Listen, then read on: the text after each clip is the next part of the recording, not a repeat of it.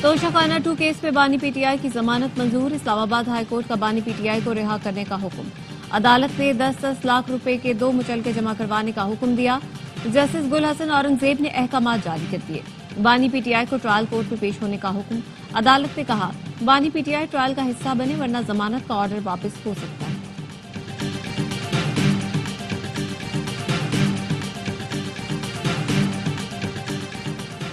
بانی P T I کی رہائی کا ابھی کوئی امکان نہیں، وفاقی وزیر اطلاعات عطا تارڑ کہتے ہیں بانی پی ٹی آئی کی 8 مقدمات میں ضمانت نہیں ہوئی۔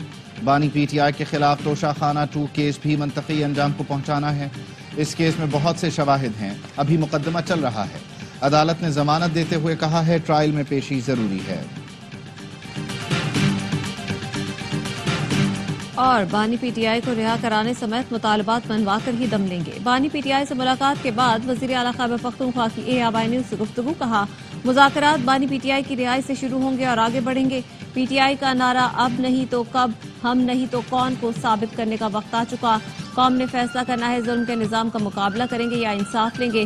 پی ٹی آئی کا نظریہ ہمارا جنون ہے اور جنون مرتا نہیں بڑھتا ہے۔ اسلام آباد کا آخری کیس تھا جس میں بانی پی ٹی آئی کی ضمانت ہو گئی۔ لاہور کے کسی مقدمے میں بانی پی ٹی آئی کی کسٹڈی نہیں ہے۔ وکیل P T I Faisal Chaudhry کہتے ہیں بانی پی ٹی آئی نے کہا ہے کل تک بات آگے بڑھی تو جشن منائیں گے ورنہ احتجاج کریں گے۔ جس کے پاس طاقت ہے اور جو حتمی فیصلے کر سکتا ہے اس سے مذاکرات ہوں گے۔ اگر بیرسٹر گوہر اور علی امین گنڈاپور نے مذاکرات کی اجازت مانگی ہے تو ظاہر ہے انہیں کوئی پیشکش ہوئی ہے، مفروضے پر تو اجازت نہیں مانگیں گے۔ بانی نے کہا کوئی ڈیل نہیں ہو رہی، مذاکرات ہمارے مطالبات پر ہوں گے۔ ماہر قانون شہباز کھوسا کہتے ہیں توشہ خانہ 2 جعلی کیس تھا، تحائف قانون کے مطابق لیے گئے تحائف توشہ خانہ میں رکھوانا وزیر اعظم کی ذمہ داری نہیں۔ بیرسٹر سیف کا کہنا ہے بانی پی ٹی آئی کے خلاف مقدمات سیاسی بنیاد پر درج ہیں، وہ تمام مقدمات میں رہا ہوں گے۔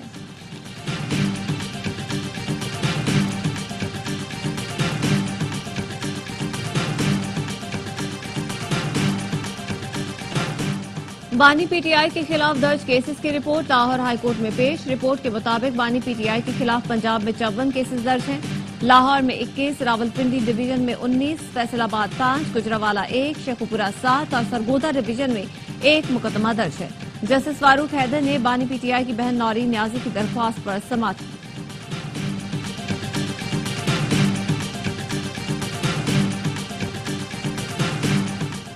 وزیر اعلیٰ خیبر پختونخوا علی امین گنڈاپور اور بیرسٹر گوہر کی بانی پی ٹی آئی سے اڈیالہ جیل میں ملاقات۔ ذرائع نے بتایا علی امین گنڈاپور اور بیرسٹر گوہر کی بانی پی ٹی آئی سے 2 گھنٹے ملاقات جاری رہی۔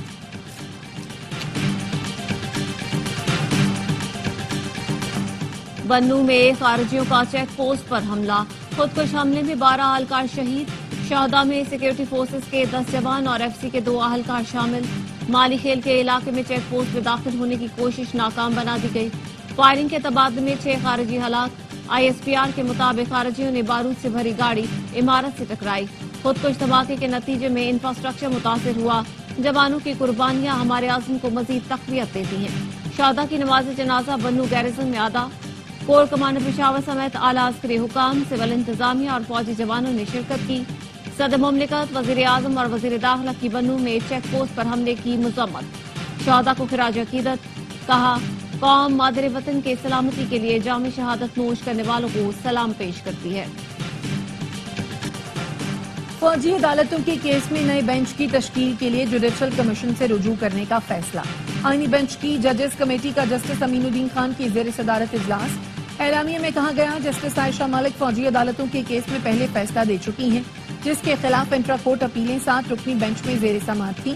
کمیٹی نے فیصلہ کیا 7 رکنی آئینی بینچ ہی فوجی عدالتوں کے کیس میں اپیلیں سنے گا۔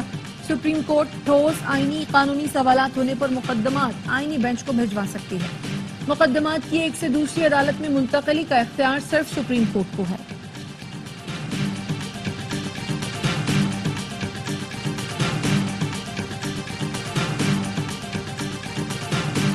Chairman Peoples Party Bilawal Bhutto نے وفاقی حکومت کے ساتھ مسائل پر بات چیت کے لیے کمیٹی بنا دی۔ پنجاب اور خیبر پختونخوا کے گورنر، سندھ اور بلوچستان کے وزرائے اعلیٰ، راجہ پرویز اشرف، نوید قمر، شیری رحمان، مختوم احمد محمود کمیٹی میں شامل ہیں۔ ترجمان بلاول بھٹو مرتضی وہاب کا کہنا ہے پیپلز پارٹی اور وفاق کے درمیان نہیں، نون لیگ کی حکومت کے ساتھ اختلاف ہے۔ نون لیگ کے ساتھ طے ہوا تھا کہ پی ایس ٹی پی مل کر بنایا جائے گا، چھوٹے صوبوں کو ساتھ لے کر نہیں چلایا جا رہا۔ نون لیگ جوڈیشل کمیشن میں 2 نمائندوں کا وعدہ کر کے مکر گئی۔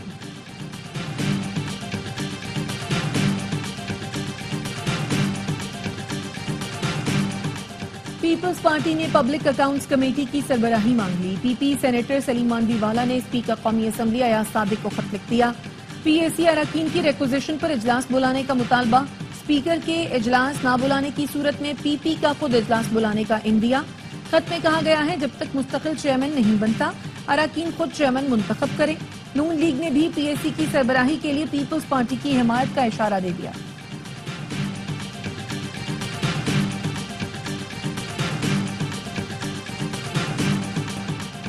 24 نومبر کا احتجاج پی ٹی آئی کا فریب ہے۔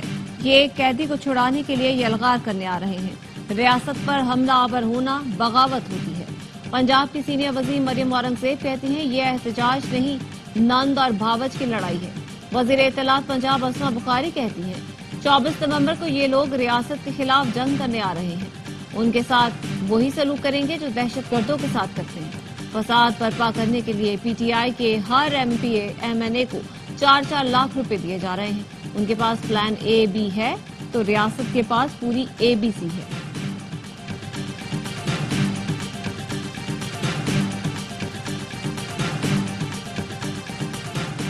اگر پی ٹی آئی کا احتجاج پرامن ہے تو اسلام آباد انتظامیہ سے اجازت کیوں نہیں لی؟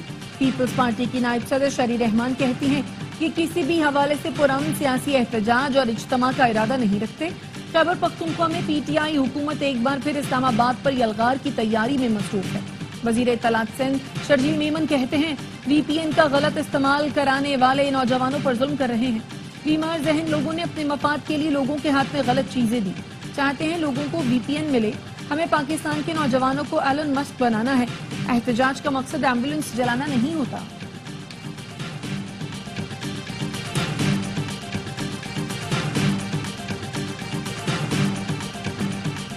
وی پی این کو غیر شرعی نہیں کہا، ان کے بیان میں ٹائپنگ کی غلطی ہوئی۔ چیئرمین اسلامی نظریاتی کونسل علامہ راغب نعیمی کہتے ہیں سوشل میڈیا خیالات اور اظہار رائے کا مؤثر ذریعہ ہے۔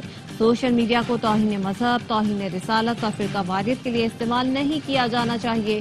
سوشل میڈیا کو انتہا پسندی، دہشت گردی کے لیے استعمال نہیں کیا جانا چاہیے۔ اسلامی نظریاتی کونسل کا اعلامیہ بھی جاری، کہا گیا وی پی این ناجائز نہیں، استعمال مثبت ہونا چاہیے۔ جدید ذرائع پر محض پابندی عائد کرنا مسائل کا حل نہیں۔ حکومت ناجائز مقاصد کے لیے سوشل میڈیا کا استعمال روکنے کے لیے اقدامات کرے۔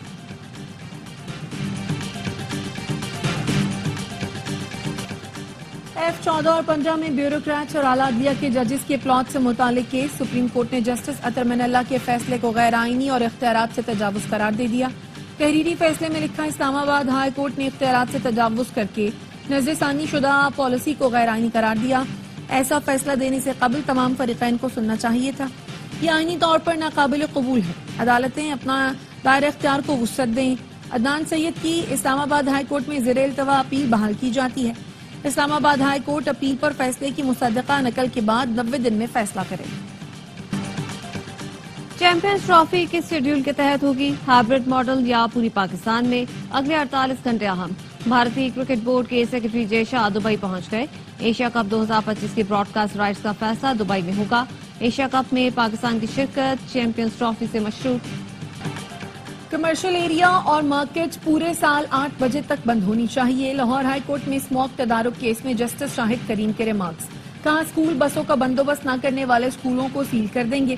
جس علاقے میں فصلوں کی باقیات جلائی جائے وہاں کے ڈپٹی کمشنر کو تبدیل کیا جائے۔ لاہور سمیت پنجاب بھر میں اسموک کی شدت میں کمی کے بعد تعلیمی ادارے کھل گئے۔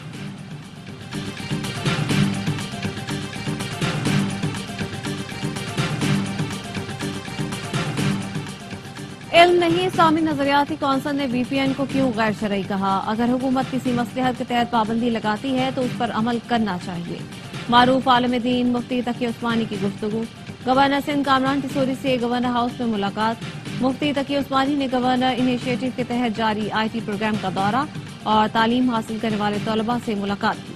گورنر سندھ نے کہا کہ سوشل میڈیا پر پابندی ہٹانے سے متعلق وفاقی حکومت کو تجاویز دوں گا۔ دفاعی نمائش آئیڈیاز 2024 کا دوسرا روز. دفاعی نمائش میں واہ فیکٹری کا تیار جدید ٹیکنالوجی کا حامل خودکش ڈرون توجہ کا مرکز بن گیا. خودکش ڈرون 8 کلومیٹر تک ہدف کو نشانہ بنا سکتا ہے. واہ فیکٹری میں بننے والا ایک اور ڈرون 20 کلومیٹر تک سرویلنس اور ایمونیشن لے جانے کی صلاحیت رکھتا ہے.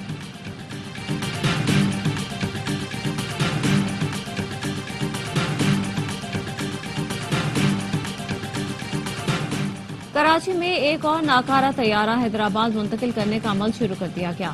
طیارہ 128 ویلر ٹریلر کے ذریعے منتقل کیا جا رہا ہے. طیارے کو سول ایویشن ٹریننگ انسٹی ٹیوٹ حیدرآباد منتقل کیا جائے گا.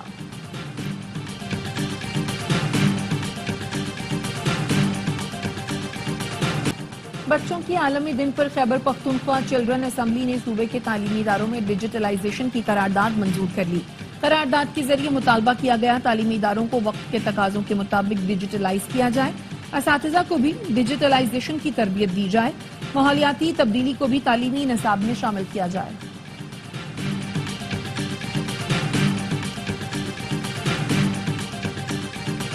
یوکرین کا پہلی بار روس پر امریکی لانگ رینج میزائل سے حملہ.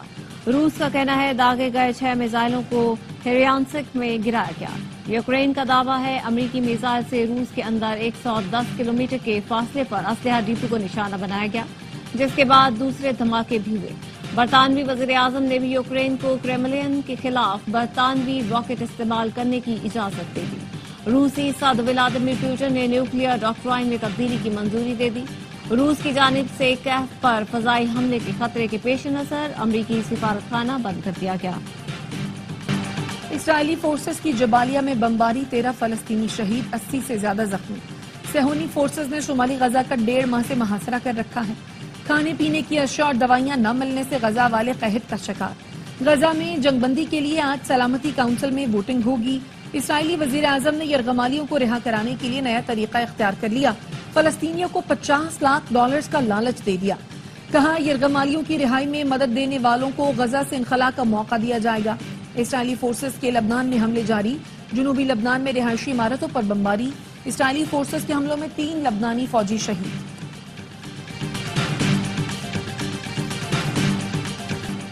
کراچی گارڈن الویلا چوک پر رہائشی علاقے میں آنے والے بندروں کی تلاش. تھوڑی دیر غائب ہونے کے بعد 2 بندر پھر نمودار. محکمہ جنگلی حیات کی ٹیم کو دوبارہ بلا لیا گیا. چڑیا گھر انتظامیہ کا کہنا ہے بندر چڑیا گھر سے نہیں نکلے. تنقید تو ہوگی، کھلاڑیوں کو پرفارمنس سے جواب دینا ہے. فخر زمان میچ ونر ہے، فٹ ہوا تو ضرور ترجیح دیں گے. پاکستان وائٹ بال ٹیم کے عبوری کوچ عاقب جاوید کی لاہور میں پریس کانفرنس. دورہ آسٹریلیا میں T20 سیریز میں کلین سویپ پر ٹیم کا دفاع کیا. بولے کسی کو یقین نہیں تھا ون ڈے جیتیں گے. مستقبل میں T20 ٹیم میں تبدیلیاں دیکھیں گے.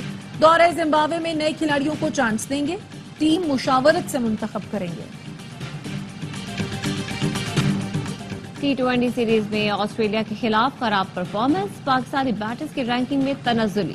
بابر اعظم 4 سے 5ویں نمبر پر چلے گئے. کپتان محمد رضوان کی بھی 1 درجہ تنزلی، 6 نمبر پر آ گئے. ٹاپ 10 بالرز میں کوئی پاکستانی کھلاڑی شامل نہیں. ٹیم رینکنگ میں قومی ٹیم کی 7ویں پوزیشن.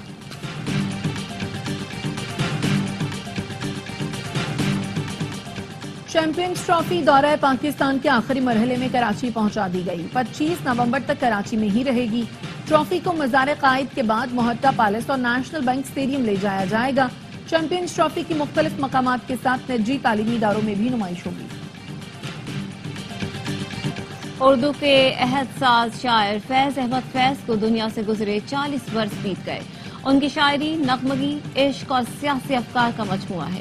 انقلابی سوچ، امن اور محبت کے جذبات. فیض کا کلام ہر دور کا عکاس ہے. امید تھی 30 برس ساتھ مکمل کریں گے، لیکن ایسا نہ ہو سکا.